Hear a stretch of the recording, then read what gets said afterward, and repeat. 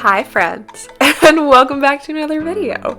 This is Em of Playing with Em, and today we are setting up my March reading journal, or my book bujo, or whatever. It has many names. As usual, I am using stickers from Caitlin Plans, who is simultaneously my planner bestie and one of my favorite sticker shops. And it helps that, whenever I have a theme that I want to use in my planner, I ask her and then she'll make stickers for it. So I really wanted a cactus theme. Because for March, I feel like, it's the time to do green, right? Maybe a little pink, because green and pink together is just like a godly combination. And I'm again trying to kind of mimic the font that she used. So I'm alternating tall letters and small letters.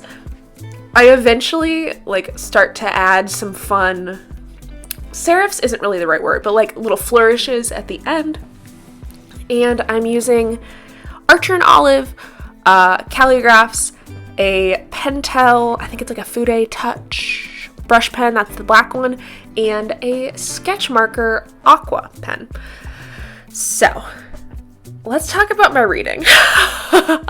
So we're not quite done with February yet, but I have read either 27 or 28 books in February thus far, which is literally on average a book a day, which is wild, right? We say wild instead of crazy now because it's crazy is not a good word to say. It's not a good look, but it is wild.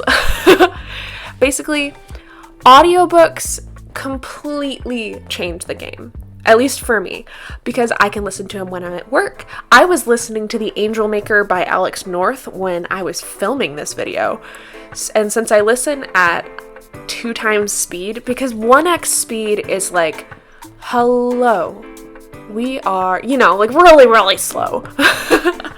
So if you listen at 2x, you get to divide the length of the audiobook, let's say 10 hours, divide by 2, that's 5 hours. And I can watch 5 hours of Netflix in a day.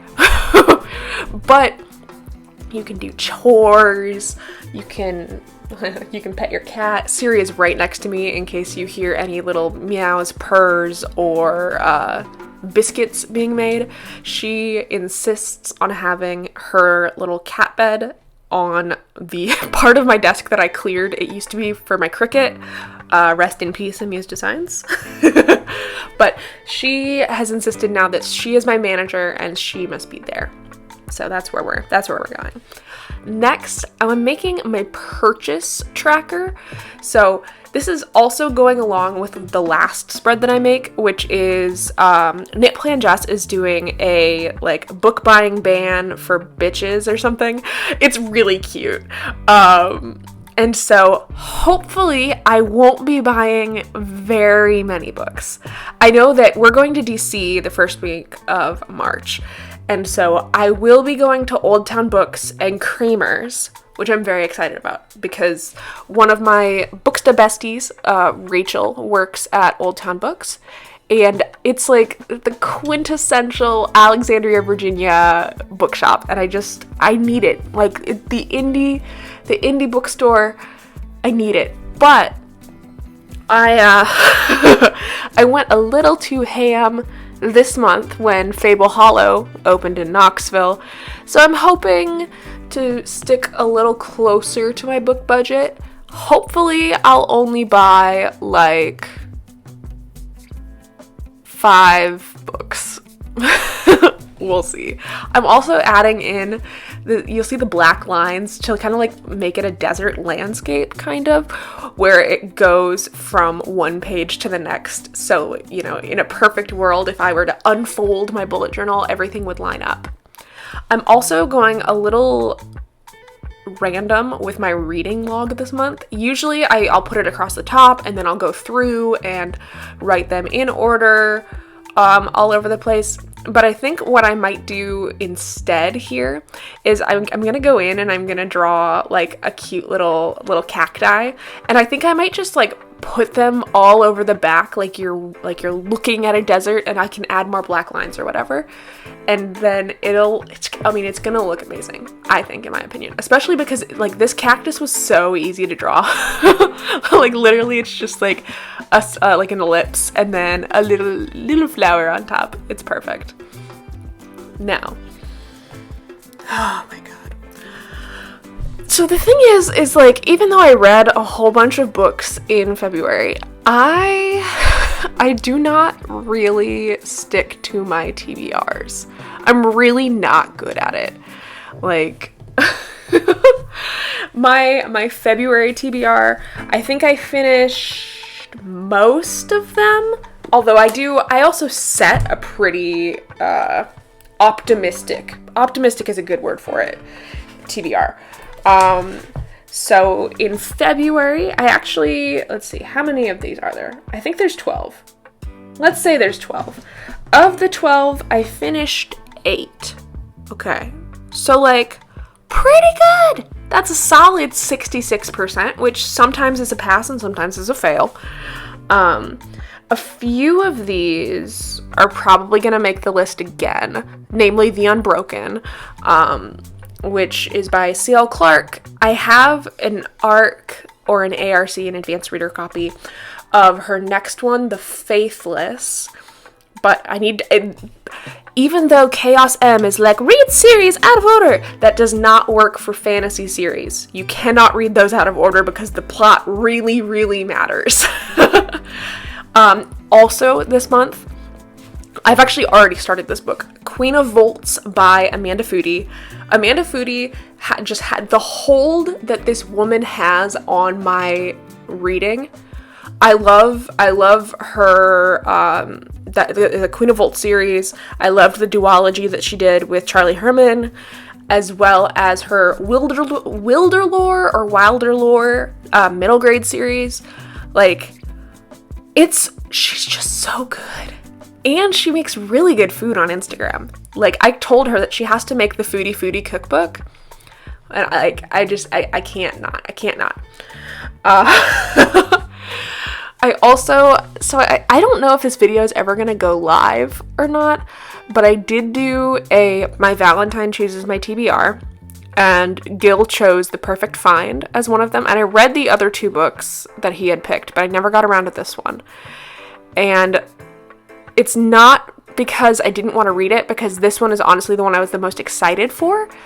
And it's also going to finish out the Shelby's Read the Rainbow, because I've read, I think it's like 16 or 20 different colored covers, but I really need like a bright yellow. We're also, for Knox Book Club, we're reading Our Missing Hearts, which I've never actually read anything by this author. She also wrote Little Fires Everywhere, which became like a Hulu or HBO show or something. But I am excited. Someone told me it's kind of like literary dystopia. If you've read this book, please let me know if that's accurate. We're also going to be finishing out the A to Z challenge this month. So some people do this all year. I participate in Maria's Bookshelves one, which only lasts 3 months. So Jana Goes Wild and The Renaissance of Gwen Hathaway are going to sort of round that out for me. I loved Camila Knows Best by Farah Heron. And like, this is a sequel, but it's focusing on Jana, and they're going on a safari, I think, which is just like, you don't really see that very often in romance books. Usually it's like, we'll go to a wine tasting or something. So I'm just really, really excited. The cover for it is gorgeous. It's by Forever, which is one of my favorite publishers for contemporary romance, just because they're really good about having diverse authors and making sure that the arcs for them get into those readers' hands. We're also going to round out my representation readathon with a horror book, My Heart is a Chainsaw by Stephen Graham Jones. So that is 12 different genres of books by BIPOC authors. I actually did pretty close to finish it just in January alone, but then it got into some of the niche genres that I don't really read a lot, so it took me a little more effort to sort of figure it out. But this is my March TBR. Some of these are going to be on audio, some of these are going to be physical, but another thing that I really need to focus on this month is NetGalley. Because, oh my god, I used to be that girl who was like, oh, I'm like 3 months ahead on my reading. February arcs, yeah, I did those back in October. And now I'm like, yeah, I had some February books pub like last week. I still haven't read those. I really need to get around to it. I've been putting off, I think Claire Haywood's The Shadow of Perseus, because I know that it's going to take me forever to read just because it's like Greek history. But at the same time, I freaking love Greek mythology, and I haven't read something about Perseus in a while. There was a moment where like everything was focusing on like Ariadne and stuff. Which actually I can't remember if what I'm really interested in is Theseus or Perseus. One of them is the Minotaur, the other one is Medusa, as far as I know. But either way, I really want to keep track of the NetGalley books that I'm acquiring, the books that I actually reviewed, and the books that I'm requesting. Because, fun fact, I learned this from a publisher, they do keep track of how often you're declined. So, they keep track, essentially there's your feedback ratio, which is how often you're actually providing feedback for the books that you're reading, or requesting, and then there's how often that you're getting accepted. So, if you go in and you request 1,000 books in a day, right, your feedback ratio is going to be real low if you got all of those. But it also makes it more likely that you're going to be declined, and then they're going to potentially look at that in the future. But that's just something I'm trying to be mindful of, especially because I have 40 NetGalley books to read right now, which is a lot. But it's okay. It's going to be fine because we're going to do Jess's book buying ban for bitches. And so basically, I do already have a huge pile of books to read. I have been very, very good at not buying books that I haven't read, or that like, I'm not the type to walk into a bookstore and be like, oh, I really like this cover, I'm gonna buy it. That's not really how I do. Now, if it's an author that like I love, and I know that they're coming out with something and I haven't read it because, let's say it was Berkeley and I got declined for it, that I will get. But, usually it's something I've already read and loved. So my bookshelves are, generally speaking, 4 and 5-star reads for me. Otherwise, you don't really get to stay on the shelf.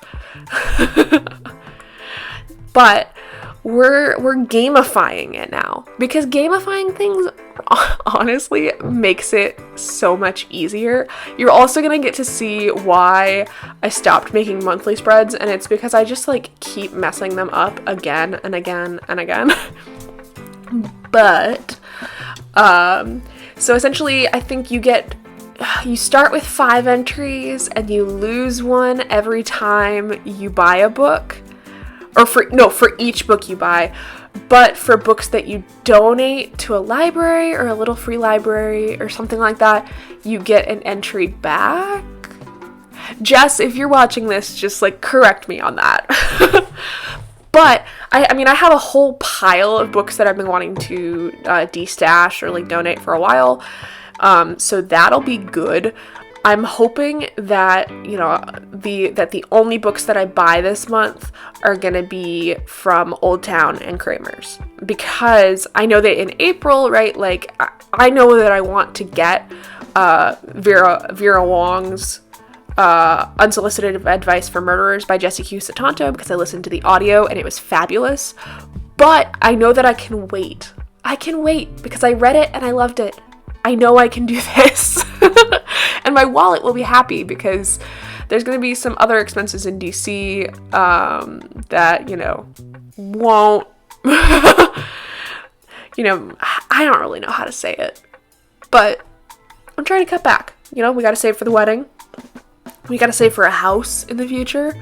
So I'm hoping to use this to track all the days that I don't buy books, and maybe I'll put little like motivational quotes, or I'll draw cacti, because that could be really cute. We'll see.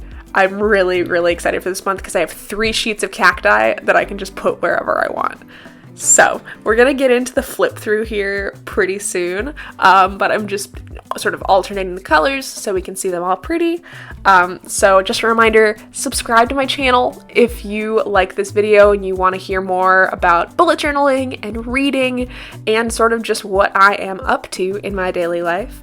Comment down below what your favorite book of February was, or anything that you're excited to read in March, because Lord knows I'm excited. And as always, happy planning.